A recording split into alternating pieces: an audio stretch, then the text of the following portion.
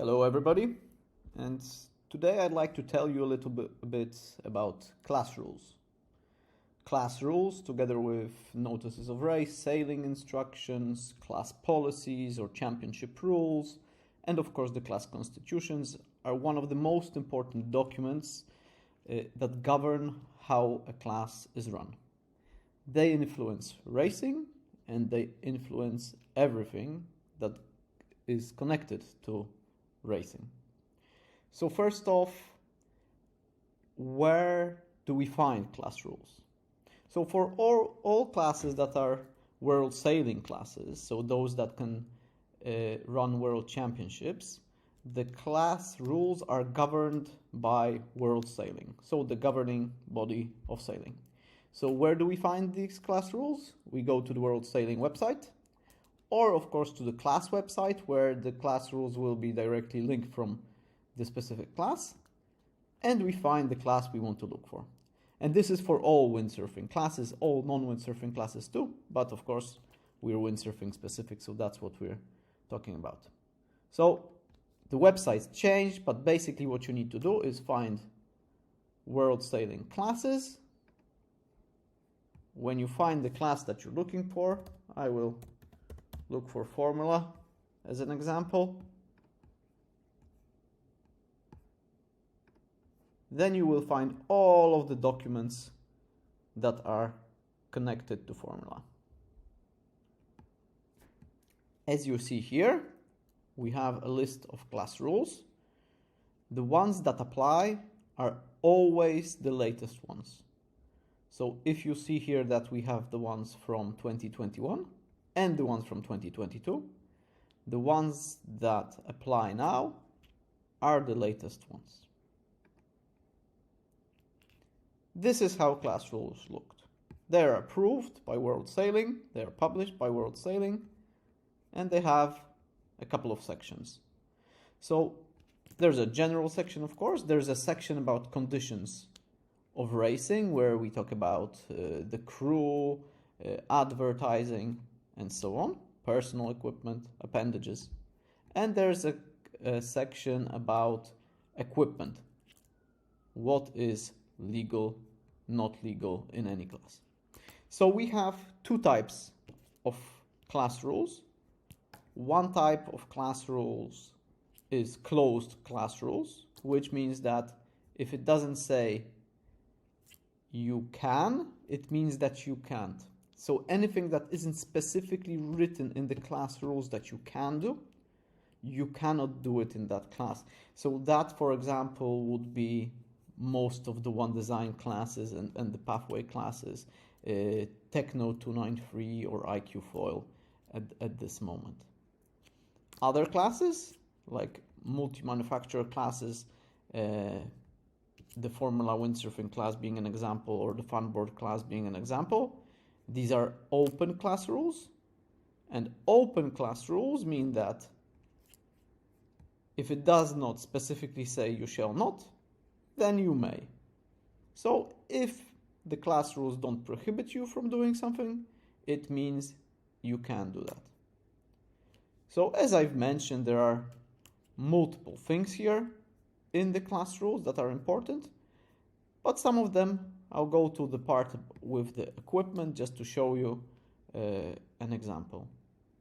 So if it says that the foil mast length can be maximum of this, then it cannot be anything more.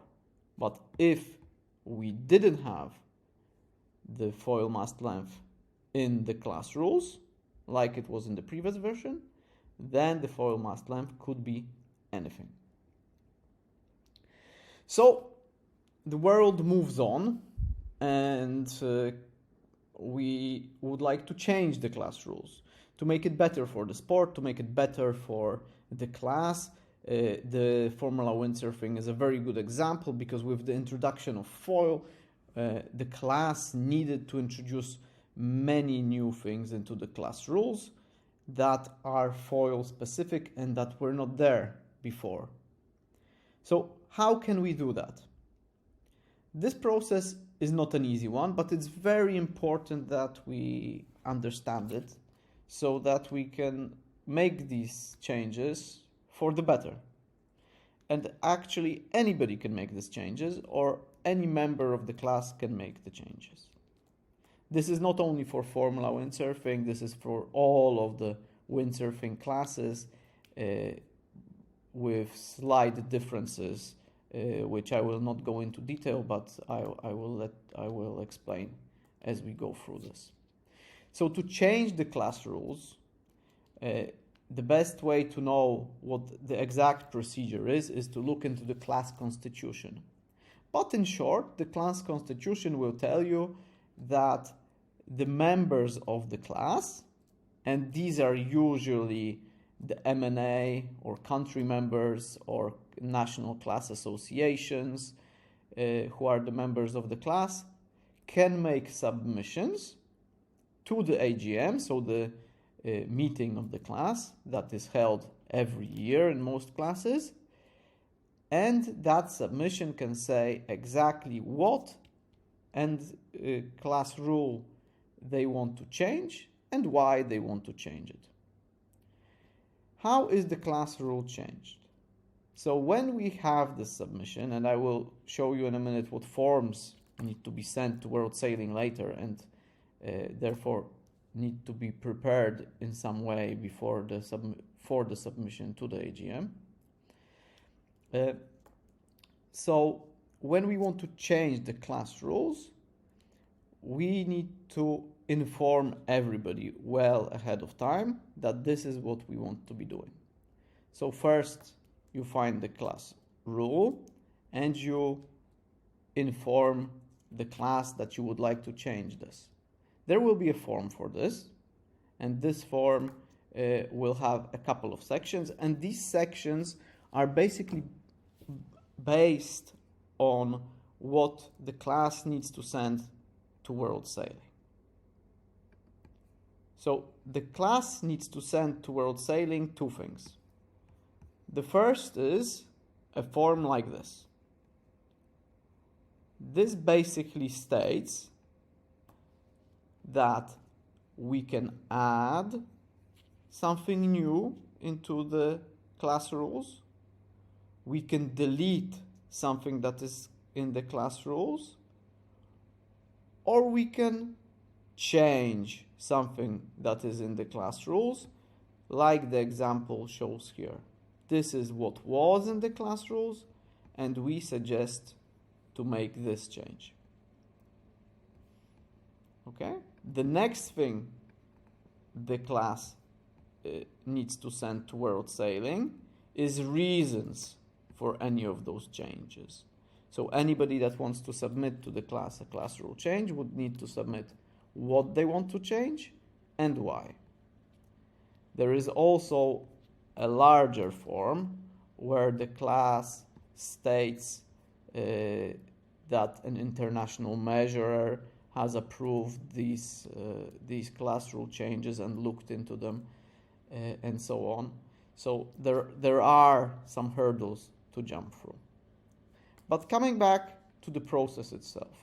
So when you fill in the form, you will send it to the class and it will be published well ahead of the AGM. Depending on what class, the deadlines will be different, but in all of the classes that I am aware of, it's always at least 1 month before the AGM, but in most it's 6 weeks before the AGM. So when this is sent, it is sent to all of the members, and it is the members that will be deciding whether to change or not to change the class rules. In some classes, to change the class rules, you need a majority, so 50% of votes. In other classes, it is sometimes more, it is a supermajority, so 66% to change the class rules. This depends on the class, but the principles are the same. So let's say everybody approves your class rules. the technical committee of the class has looked into them and said that they are also okay. And we have the forms filled in. So what happens next? The class sends the forms to World Sailing for their approval. So it is World Sailing who approves the class rule changes in the end. This process usually takes around 3 months, I would say, because World Sailing works in approves class rule changes once a quarter, and once the class rules are sent to World Sailing looks into them, comes back with comments, the class comes back with answers to the comments, and then the rules, if World Sailing agrees, are approved and published on the website. And that is it. When we are looking at class rules, one of the things that we need to look into is from when will they be in place. So whenever we put in a class rule, we must think of how this will influence the sailors, how this will influence the manufacturers or the industry, and lastly, how it will influence the class. So if it's something that the sailors need to prepare for or the manufacturers need to prepare for, it is better to suggest in the form that you are filling in that the time frame is longer. For example, 1.5 years or 2 years before the class rule change takes effect.